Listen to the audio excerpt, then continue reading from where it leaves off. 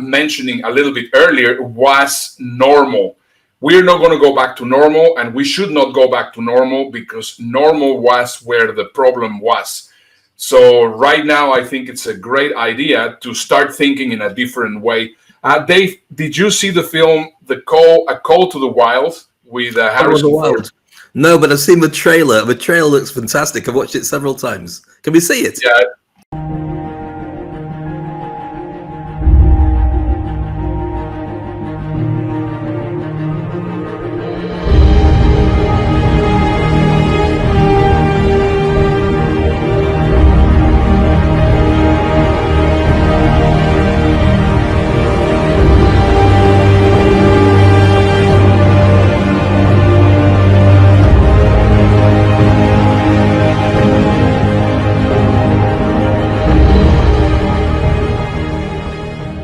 So the important thing is that right now, this is exactly the world that we're living in. I mean, whoever is doing good, whoever is helping others, whoever is doing, the good for everybody, this is the one which is going to be able to do well in this world. I want to share, first of all, the talk about leverage. Leverage is fascinating because the fulcrum that you're talking about, the ability to pivot and change the game, is very much about your use of internet, but it's also about the way that you connect with people and the relationship you connect with people as well. And one of the things that's so fascinating about the entire situation that we find ourselves in is our leaders have really they've dropped the ball so badly. Not everybody, but a lot of leaders have dropped the ball so badly on what it means to be able to take care of your country during coronavirus. I'm not saying they're not doing a good job now, but certainly it should never have got to this stage. And so what you've got is a lot of people who are going to step forward and in their own way create their own leadership and their own relationship with people. So let me tell you, first of all, 15 businesses that are doing really well during the coronavirus, despite the fact they've always been around, but somehow it just worked really well. So cleaning services, delivery services, drive-in home theaters, one I hadn't considered before, grocery stores, liquor and wine stores, obviously, meal preparation delivery services that obviously send it from restaurants to your place, canned and jarred food companies, game makers for gamers, and also fitness equipment companies, companies that to do with landscaping and gardening, bread baking companies, coffee subscription companies, because of course you can't go to a coffee shop, so you make it at home, but it's got to be the same coffee shop you're used to, gardening supplies, mask makers, and telehealth services. Let me tell you about the telehealth services before we go into business reinvention. The telehealth services are the companies that turn around, and when you call them, you say, can I talk to a doctor? I've got this problem, and they describe the symptoms. And then they'll tell you on the phone whether they think it's this or it's that, and they'll give you pretty much a diagnosis. Well, they are reporting something like 625% rise in calls because people are self-diagnosing and just referencing them. So if you're around the vicinity of any of those businesses, it's worth investment for the short term, if not the long term, because I can see how those are going to grow for the next 6 to 12 months and maybe stay in business. So where does that leave us? 4 things I want to share with you about your business reinvention. Now, in some ways, you need to reinvent your business. In some ways, you might find that what you already have is almost there, but it just has to be tweaked a little bit. So let me go through the 4 stages to consider, which are deconstruction, imagination, testing, and prototyping. So let's get some kind of spin on this straight away. So deconstruction was obviously to do with disruption, which is what we're facing right now. And we started our disruption clinic over the weekend to specifically look at companies and individuals with questions about that. So you've got to look at your supply chains. Are they missing a link? You know, do you have a shortage of cash, which obviously most people are going up against?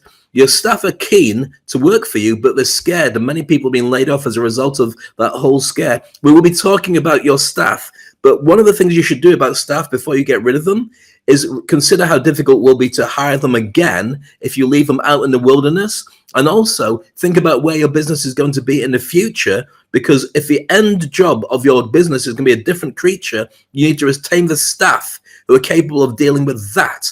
So if you want to know the best way of doing it, Look at their LinkedIn profiles. See the skills that you weren't aware of that they're telling the world they have. And then you'll see a better way of being able to judge, because you might not even use half their skills.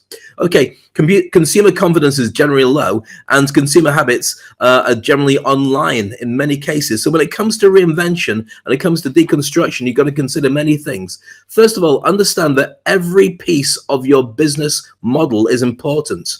Every step that you take has to be examined, from the finances to the supply to everything. So that means customer segments and value proposition, your channel supplying you, the customer relationships you have, the key activities you perform, and the key resources and the key partners you're connected to have a knowledge of the revenue and the costs. Without them, you can't deconstruct and you can't work out what you've got to move around and add leverage to, because they're so important.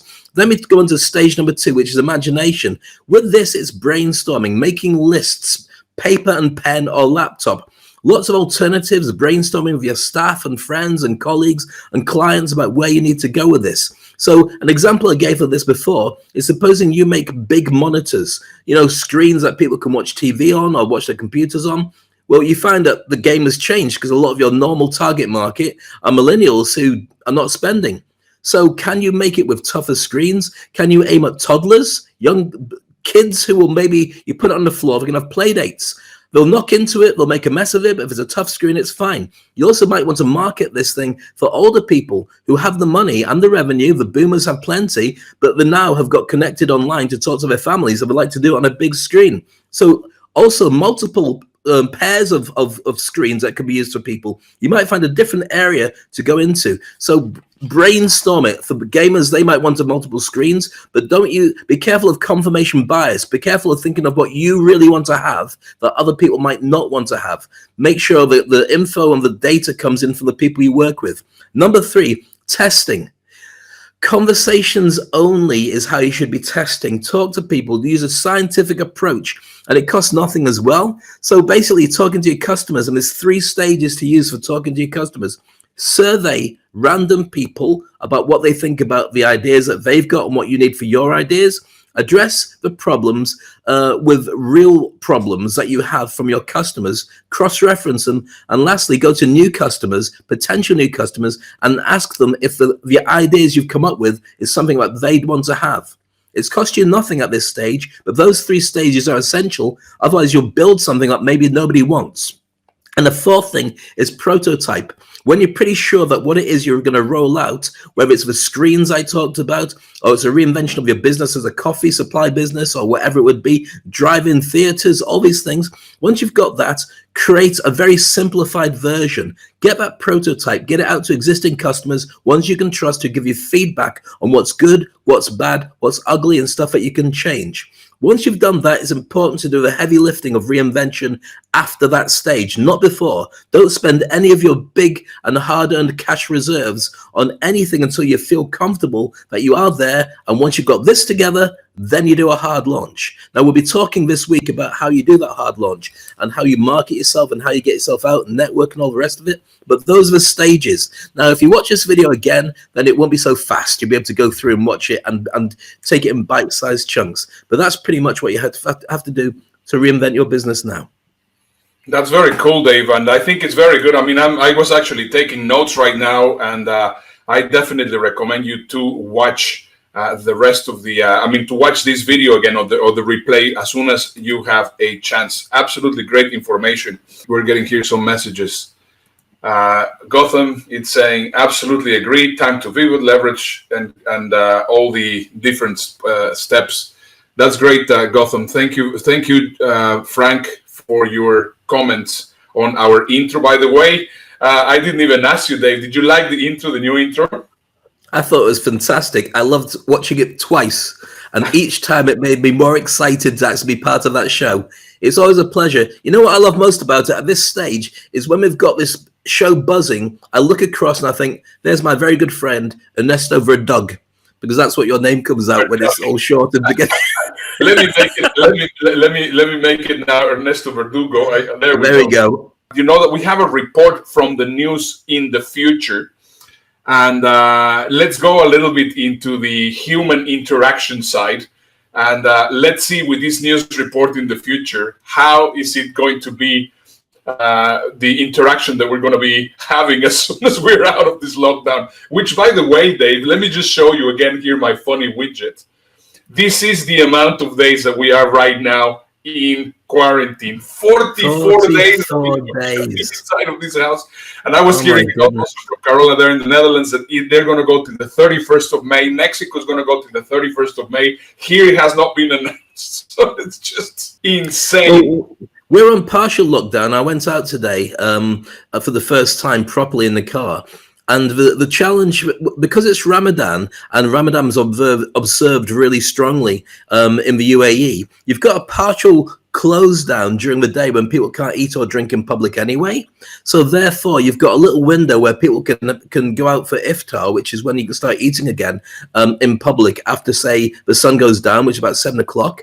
And then the malls close at 10. So you've naturally got the calendar giving you a partial curfew as a way in to see if it's working or not working. But in many other countries that don't observe Ramadan in the same way, you have to do it because you can't test it the same way as you can in the UAE. Exactly. So here's basically what we're saying. So we're entering into a weird world. Know that we have to deconstruct what is going on. We have to use our imagination. We have to really start testing and prototyping, brainstorming, and then start having conversations. But anyway, let's just see more or less what's going to be the news in the future. Have a look. A northerner has been accused of terrorising London by walking around saying hello. Generic northerner Stephen Malley left Londoners traumatised by his attempts to interact with them in a friendly, cheerful manner. Here's Nathan with more. Malley arrived here at Oxford Circus at 9:32 this morning. He had already said hello to several people en route from King's Cross Station, leaving worried commuters unsure why a man they did not know was talking to them. He made direct eye contact and then said, "Morning." First I thought, well, is this just a statement? Because, I mean, it was the morning, but no, something in his tone suggested this was a greeting. Malley was apprehended by London police, who were forced to let him go, as friendliness to strangers is not a crime until next year. Outside the station, Malley gave a statement. Where I come from, it's okay to greet strangers or comment to them about the weather. I did not know the customs of London, and I apologise if I offended anyone. I did not mean to be happy. I'm going back on the train now. And Nathan, what should Londoners do if approached by a northerner? Headphones on, head down, and avoid eye contact. They are generally friendly, but they will headbutt if cornered. Can't argue with that. As a northerner from the north of England, as opposed to going down to the south, that is, it's got levels of truth in it. And without getting into some sort of north-south divide, if you know England very well, but our background is the Norsemen, the Vikings, who went to the north of England, whereas the Saxons, the Anglo-Saxons, France and Germany went to the south. And so you've got a very different cultural divide when you do go from the north and back as well. So if you've watched Vikings or any of those shows, a lot of the cultural stuff is still true. But we don't get arrested for saying hello to people. Yeah, but the point is, I mean, we are now so used to being confined, and things are already taking a complete different spin that we never really thought about. And even if we actually I made some notes on. I was watching yesterday a very interesting documentary, and it is actually there in YouTube. It says, "What will it feel? What will normally actually feel like?" So they are some of the things that they were saying. Well, there's going to be a fear for others, and this fear for others is going to linger. And the echoes of the pandemic are going to last all the way to 2 years. So that doesn't mean that we're going to be in confinement for 2 years, but the echoes, because of the fear of actually being next to people and interacting with people, is going to actually still be there for about another 2 years, which means that weddings, sporting events, concerts, gatherings, they are going to be completely different, and most likely they're going to change. And they were actually considering that they're going to change forever. I mean, the impact that this has created is going to really be changing forever. Another of the things that they were saying was that planning will be very difficult to actually do. I mean, right now you cannot say, well, I'm going to buy my tickets because I'm going to go on holiday in the summer, or I'm going to go for skiing in the winter. It's going to be very difficult to say that. And there's going to be a very important word actually coming up, which is going to be used very strongly, which is going to be tentative. I mean, that's crazy. True, actually. That's very true. And, they are saying that our spatial awareness has been already heightened, and that we're going to be incredibly aware. And it happens to me. I mean, right now, for example, I go out for a walk there with the dog, and I saw that somebody's coming. I move. I mean, it doesn't matter what, I move so that actually there's a space. So we are already very aware of that. We are definitely not going to be very comfortable being surrounded by a lot of people. And then, of course, people will leave and take decisions in the moment. So what's going to happen is, well, right now we can do it. Let's do it. It's not going to be a long-term planning because we do not know what's going to be happening. And they are also saying that the cinema as we know it is going to absolutely change, because the last thing that you want is you don't want to be in a dark place. One of the things that I think is going to be a dark place of people. I tend not to go to those places anyway. But I think one of the things that's going to be an interesting development, I mentioned this before about the 3D goggles, is we've already seen that the football matches are going to start coming on a lot of sporting events. I think we might be talking about that a little bit more later. But one of the areas that's been a growth for advertisers has been inside digital games, inside gamers' worlds, where you can see the advertising on the billboards as the characters run through and shoot each other and stuff like that. I wouldn't be surprised if virtual attendance of games happens. So you can actually be there with your goggles on. It won't even be goggles, it'll literally just be your phone, but you'll be able to feel that you're at the stadium, because they won't be able to have people at these stadiums. I think they're just going to change the game, but it's going to be interesting to see how they do it. Yeah, it's crazy. Well, in fact, I think it's interesting that we actually have a look from what's going on in Canada, but actually they're not only describing what's going on in Canada, but all over the world. Have a look. On April 29, 2015, a Major League Baseball game unlike any other took place. There was civil unrest in Baltimore, and for security reasons, spectators were barred from the stadium. The Orioles played the White Sox with no one in the stands. It seems wrong. No roar of the crowd, none of the atmosphere that gives live sports its buzz.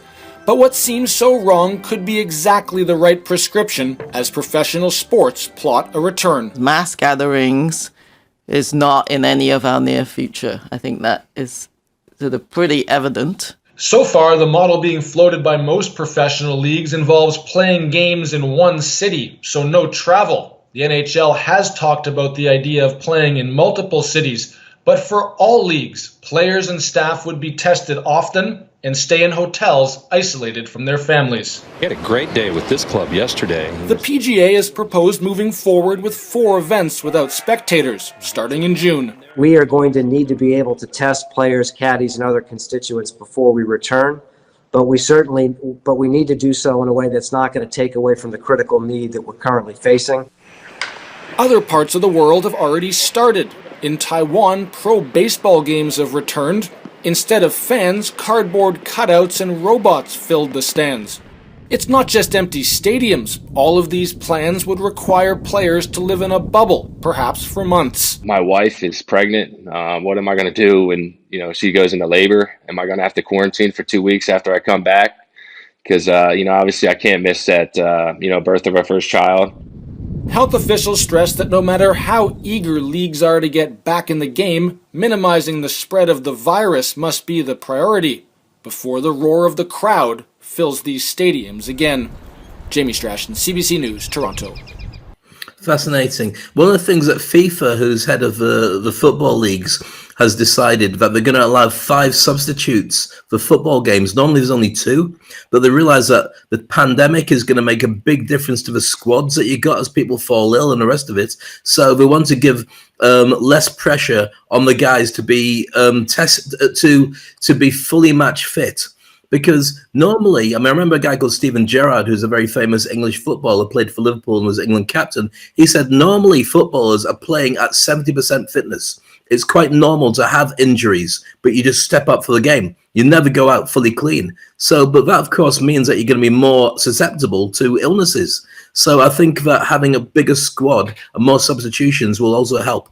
But the solution to empty stadiums, I'm not sure how they're going to get around that. But they will have to do something.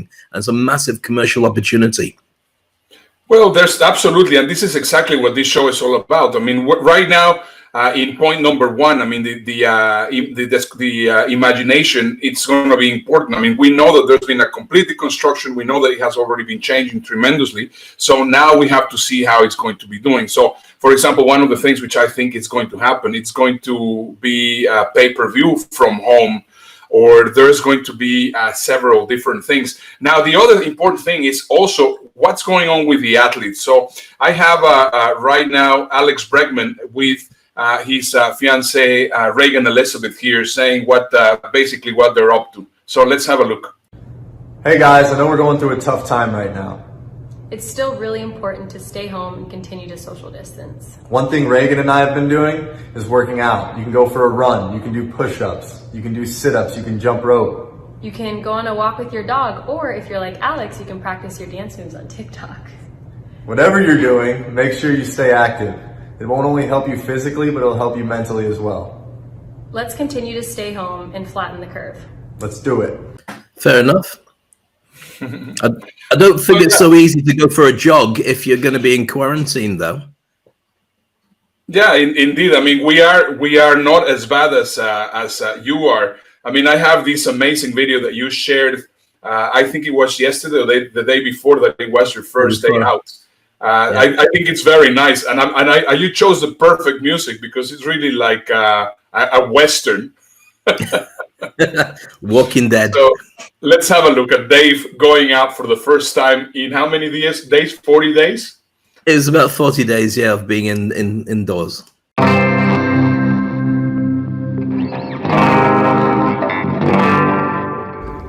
Hi, this is me, Dave Crane, for the Toilet Paper Diaries. First time out in 7 weeks, and as you know, myself and Ernesto have been broadcasting every single day since we had our lockdown. Here in Dubai, I'm walking my dogs where I normally go in the desert, and as you can see, it needs a bit of a haircut. Over there you can see snow, and right next to me as always is ash. As I pull it down, the air's beautiful. It really is, it's clean. I've seen the odd plane. Normally it's every minute or half a minute I'll see a plane flying overhead. I've seen 2 in this, an hour-long walk. But at least we've got some kind of normalcy going on. At least we've still got the world doing its stuff. So, at some point, wherever you are, you will get the opportunity to go outside. We're on partial lockdown now. We can go to supermarkets between certain hours, and because it's Ramadan, we know many people will be staying in during those hours and not going out at all. And overnight, when people normally go out, it's all shut down again. So it is very much a partial lockdown for next month to keep everybody safe. But we will get over this. We are getting over this. Just don't lose your mind, and that way you'll keep your life. Right, back up with the mask. And if you're wondering, rubber gloves. But despite everything, it's still the same me.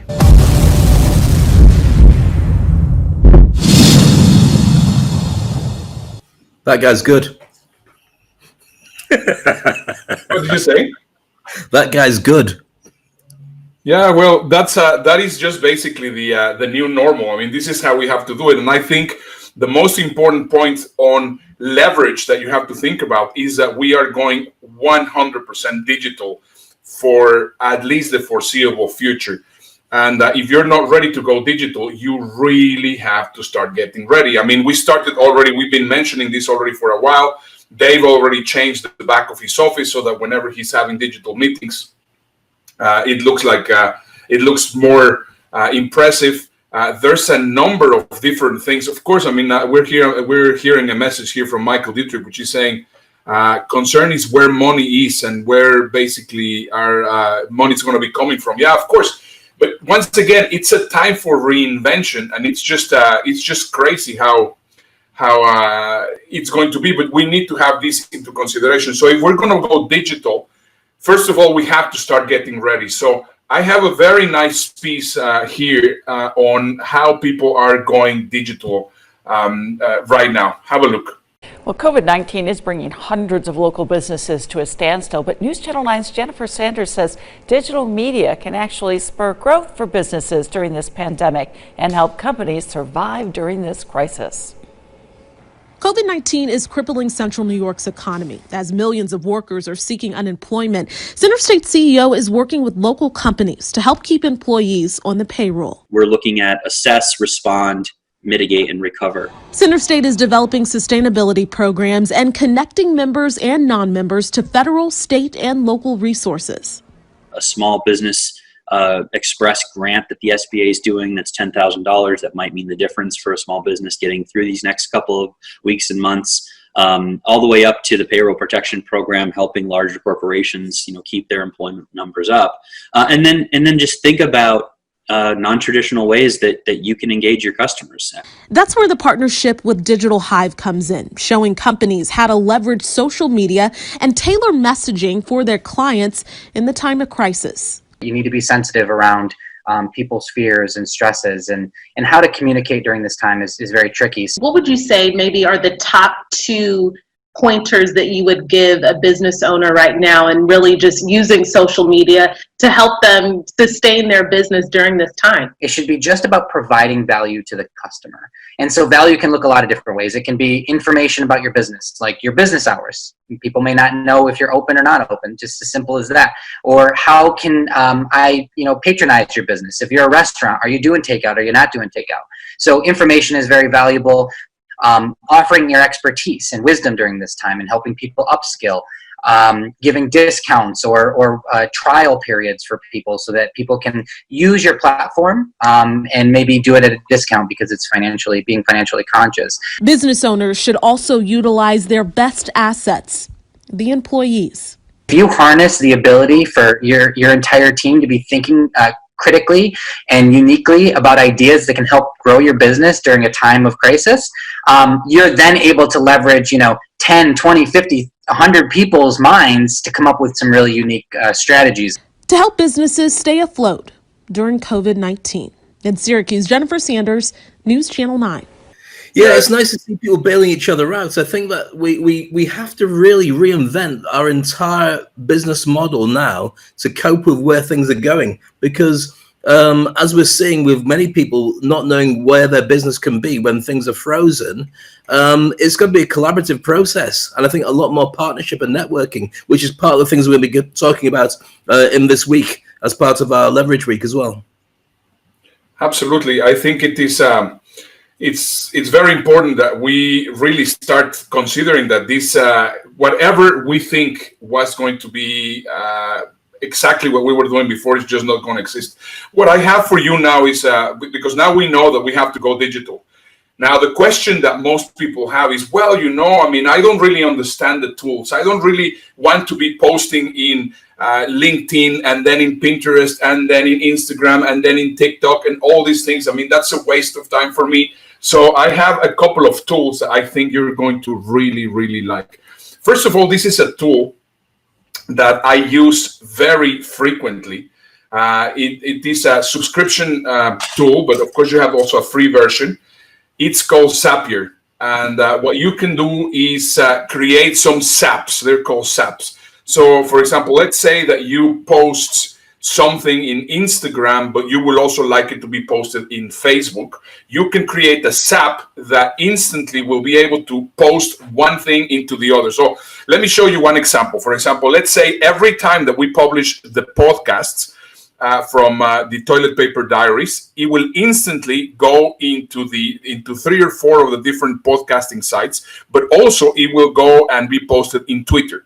at the same time. So you do it once and gets distributed in different ways. And they have all sorts of SAPs. I mean, if you receive an email, it could be going somewhere. So one of the keys of leverage is, of course, automation, which is, of course, incredibly powerful. Now, remember, this is a freemium tool. That means that it is for free, but also you have to pay. Now, there's another version of it, which is also absolutely great. And this one is completely for free, but it's a little bit more limited. And this one is called IFTTT. And you're going to say, well, why is it called that? What does it have such a weird name? It means if this, then that. And it works very similar. So let's say that you do something, you write an email, and then after you write that email, you would like to use that email to post something or to tweet or to whatever it is. You can create so that in one single go, you will be able to do 3, 4, 5 different things at the same time. So it's very powerful. I have been using IFTTT for a while, and I have also been using Zapier. And it's one of the secrets that I basically like to share on the topic of leverage. Because the moment that you understand how to use automation, the moment that you understand how to use technology to be everywhere, omnipresent online, that's when you're going to start being seen in the new economy. So I hope that these few tools have been also very useful. I have one last tool that I want to share with you, which I think you're going to also find very interesting, because everybody's talking about Zoom, but there's several other tools which are very similar. And I think sometimes it is better to know 2 or 3 so that you will be able to use it and find out the one that you like the most. And this one is called Jitsi. And Jitsi is actually very similar. It is a lot more user-friendly. It is a little bit more secure. It has a number of different things. So I'm not saying, well, this is the one that you want to use, but all I want to do is I want to make sure that you understand that there's many tools, because you need to start getting yourself knowledge. I mean, you have to start creating your digital intelligence, and that is one of the reasons why we're going to be starting including tools on every episode of the Toilet Paper Diaries. That's fantastic. And one of the things that you are brilliant at is keeping an ear to the ground on all the latest tools and websites and gadgets and apps. And so for anybody who wants to go down that route of reinventing themselves and understanding the digital need and the way they can reinvent their business, there's no better place than actually catching up with you on this. I don't know anybody who's as much of a forefront from a very geeky perspective as you are on this, and I mean it as a compliment, but you just know these things so much better than anybody else I know. Thank you. Yeah, well, this is what we want. I mean, I believe that digital intelligence is just something that is going to be absolutely critical. As we were saying, emotional intelligence and financial intelligence. Right now, digital intelligence is going to be absolutely critical. I think so, and it's going to really change the workplace, because previously everyone's job had a certain personality type to it. So the CIO of most organizations was real Doctor Who super geek, didn't talk to people, loved his technology or her technology, predominantly male, and so everyone else just left them to it. Because of the coronavirus, everybody's going to have to step into that actual territory. Now, the challenge for a CIO is generally they weren't good with people, but they were good with tech, but they were the next in line to be the CEO when a decision's made on tech that can make or break an organization. Now, what this is going to do is throw a lot of people who weren't interested in tech, who've got other life skills and emotional skills and relation skills and leadership skills, back into the forefront of being head of a company, because it's going to be standard that everyone understands more about tech than ever before. So it's going to be like learning a new language for many people, but ignore it at your peril, because you're going to have to know how it works. Dave, let's move quickly to the news. I think there were several things that were trending in the weekend during this couple of days. And one of them, for sure, you have seen it, which is just highly controversial. And once again, I mean, there were memes all over the place, just talking about this craziness of consuming Clorox and all sorts of things. Please, once again, don't do it. This is just absolutely crazy. This is also an interesting thing that was also happening here in Houston, and you're going to laugh about this. This was an official communication from the high officials in Harris County, which is here in Houston. They had a typo, and that's why its writing is very important. It says that you can actually create homemade masks and scarves with bananas. It was supposed to say bandanas, but they put bananas. And of course, people are taking it literally. That's brilliant. Brilliant. Well, these typos will go a long way. We could talk about other typos that have gone on in the last 24 hours, but it's probably best that we don't. Well, I want to hear about them in a moment. So anyway, this is also really crazy. I mean, this guy that wanted to sanitize his money and basically put it inside of the microwave, and look, he almost burned all his cash. Oh my God. That's crazy. It's really That's crazy. illegal, isn't it? Damaging certainly in the UK, damaging the Queen's money in any way, shape, or form is an arrestable offence. You're not allowed to defame anything. Yeah, well, I guess that was obviously it was not done on purpose, but it's just it's just crazy what some of the crazy things that people are doing, and so this one I think it's very nice. Some because I mean I live here in the Bible Belt, and there's a lot of people which are very Christian, and right now I mean they cannot go to church, and look at what they are doing right now, so that they feel they can actually bring church a little bit home, and I think it's very sweet. Oh, nice. Very nice. That's beautiful. Yeah, it's beautiful. Yeah, that's exactly what we're talking about. I mean, this creativity, people are amazingly creative in these times. So now what we need to do is we have to start taking this creativity and put it into work. I think it's just absolutely critical. And we'll be sharing all those latest trends and ideas and things and tools and techniques in this show. I mean, we're now at what? This is show number 39. Is that correct? 39. Tomorrow we're going for the big 40. Big 40, incredible. And all the way through, we've been on a journey from what we're going to talk about, or what do people need. And it was very much about empathy. It was very much about we have no clue where this is going, but we've found our own pace. And so now we're able to predict and in many ways lead people on the journey out of the doldrums and out of the darkness into where they truly need to be if they want to thrive in the new business economy. And ignore it at your peril. Because anybody who's sitting there waiting to go back to work when everything changes and you can go back outside again, there won't be the same work to go into. You might walk in and find out there is no job unless you've already been doing this. So I'd recommend everybody get your side hustle together, and here's your homework free from us every single night. Yeah, that's correct. We're having right now a report from Raymond Aaron all the way from Canada. So let's see what Raymond has to share with us. Hi, Raymond. Yes, thank you, Dave and Ernesto.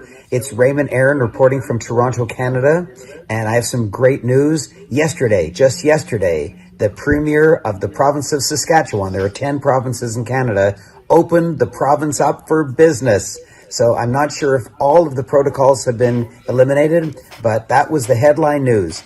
The province of Saskatchewan is open for business. So this is interesting news. Maybe other provinces and states and countries will start opening up, or maybe Saskatchewan opened too soon. We don't know yet. All I can report on is one of the 10 provinces just opened up. Thank you. Back to the studio. Brilliant. Thank you, Raymond, for that. I reckon that the number one T-shirt is going to be "Don't Touch Me."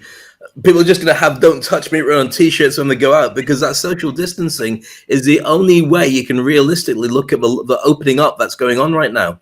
If people being encouraged, if they're in shops, they're allowed to open. This isn't a Dubai thing. This is generally from listening to bulletins and reports on the news. If you're opening a shop, you have to be very mindful of the new climate. So people should go in spaced apart from each other. And ideally, what you should have is almost like an Amazon, but in the real bricks and mortar. People can go in, choose what they want. You'll bring it out to them, and they go on their way. And that's really going to change real estate hugely.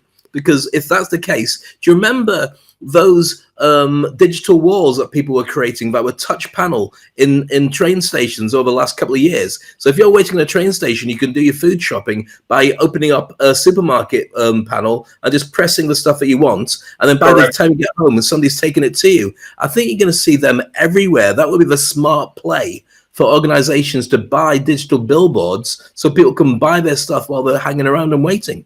That might be your new shopping mall.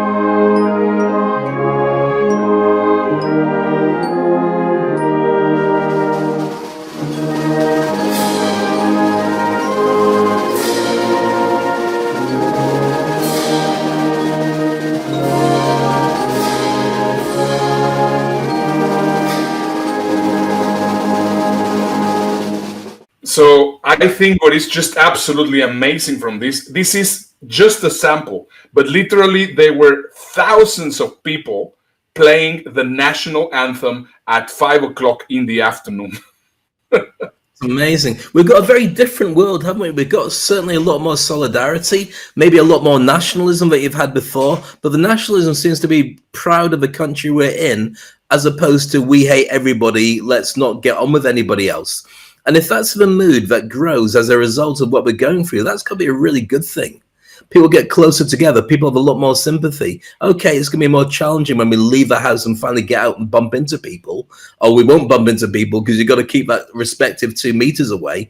But I think that it does bring people closer together. And it makes people want to actually do business with each other for the right reasons. I mean, the work-life balance that people have has been a challenge because you want to earn as much as possible because you want to have the best possible life. But if you know you're stuck in the house and you're with your family, but that screen in front of you, your laptop, is the only way you can really connect to the outside world, those dynamics of the money that you need change so much. Because how many times are you going to need to get changed? Who's going to care about your designer clothes? They just want to see what you've got, whether it's worth them buying it. And that's a real change in many ways for the better, I think. Guess what, Dave? I cannot believe it, but we are running out of time. Make sure that you go to bit.ly toilet paper podcast and listen to the podcast. Help people listen to us. Make sure that they watch us over here because we're going to be having some amazing content through the next few days. Dave, once again, it's been a lot of fun doing this presentation with you. And it's time to say so long, farewell, auf Wiedersehen, goodbye. Oh, let's not do that. Let's just play the video and say goodbye. Goodbye. You just call out my name, and you know wherever I am, I'll come running.